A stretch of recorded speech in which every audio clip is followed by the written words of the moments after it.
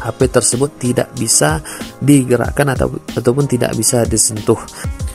Oke, welcome back to my channel. Pada kesempatan kali ini kita akan memberikan sebuah tutorial kepada teman-teman bagaimana caranya mengatasi HP Android yang tidak bisa disentuh ataupun tidak bisa digeser ke kanan dan ke kiri dan ke atas.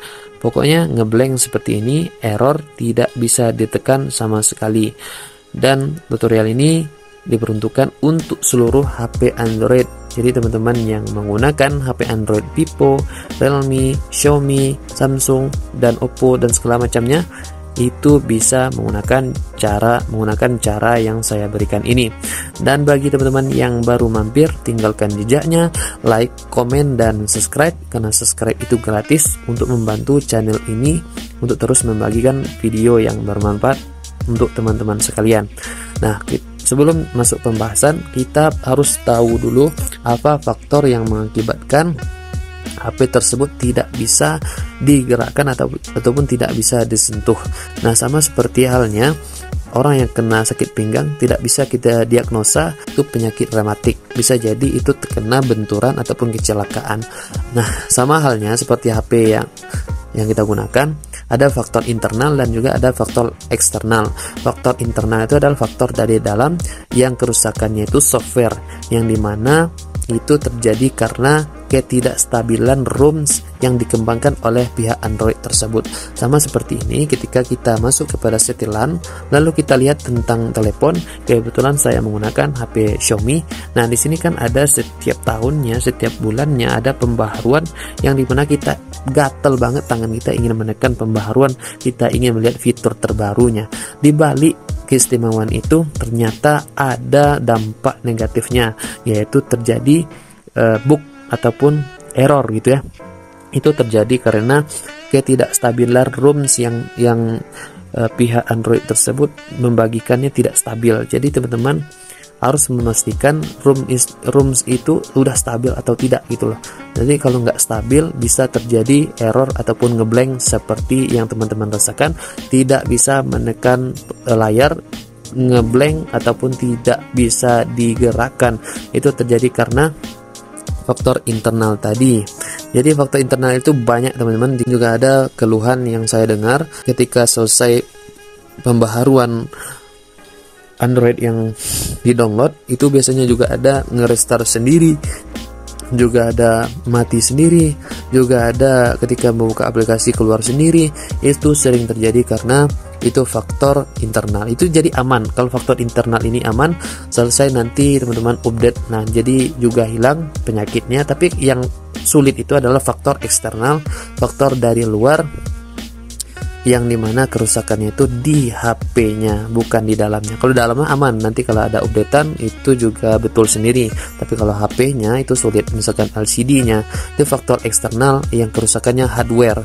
Jadi teman-teman perlu pastikan ini kenapa sih, apakah ada benturan sebelum itu ataupun ada himpitan gitu ya. Ini bukan himpitan keluarga sih, tapi himpitan misalkan teman-teman memasukkan HP-nya di saku celana sehingga LCD-nya ketekan lebih keras gitu, dan juga mungkin kena masuk air sehingga LCD-nya menjadi error gitu ya. Kalau kerusakan hardware itu agak sulit. Jadi faktor yang ketiga itu biasanya LCD-nya KW.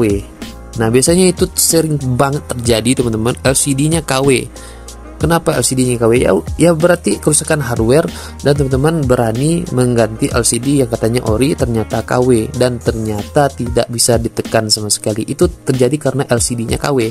Jadi kalau teman-teman ingin mengganti LCD, usahakan cari LCD yang copotan HP tersebut, bukan LCD yang katanya ori. Biasanya itu kadang-kadang menekan sendiri, kadang-kadang nggak bisa ditekan, itu namanya LCD KW. Jadi teman-teman kalau ganti LCD, cari yang copotan. Kan banyak tuh Shopee, di Lazada, di Tokopedia, di Bukalapak itu banyak banget menjual LCD copotan, sehingga teman-teman bisa merasakan layar yang bagus, bukan layar yang KW.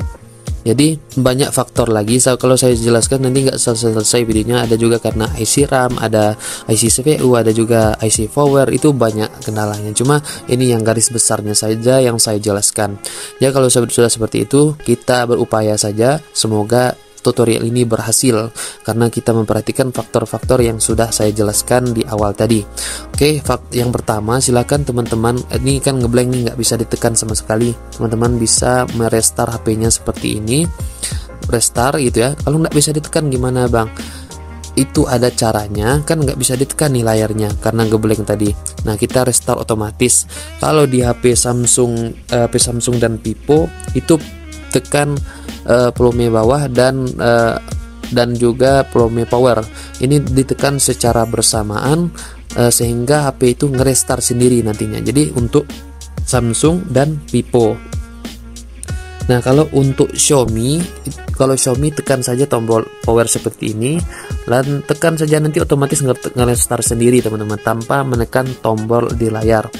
Nah, itu untuk HP Xiaomi. Jadi saya tidak akan mencobanya karena takut durasinya terlalu panjang nantinya. Dan juga untuk HP Oppo itu beda juga teman-teman. Oppo itu teman-teman restart dengan cara tekan tombol power dan juga tombol atas. Itu biasanya menekan dan otomatis nge-restart sendiri tanpa menekan layarnya. Begitu teman-teman. Nah, begitulah caranya teman-teman, dan juga faktor-faktornya dan harus teman-teman perhatikan. Jadi restart aja HP-nya, nanti juga kembali normal. Tapi kalau tidak normal berarti kerusakannya hardware, tidak bisa diperbaiki secara software begitu ya. Nah, begitu teman yang baru mampir, tinggalkan jejaknya, like, comment, dan subscribe. See you next time. Bye bye. Assalamualaikum warahmatullahi wabarakatuh.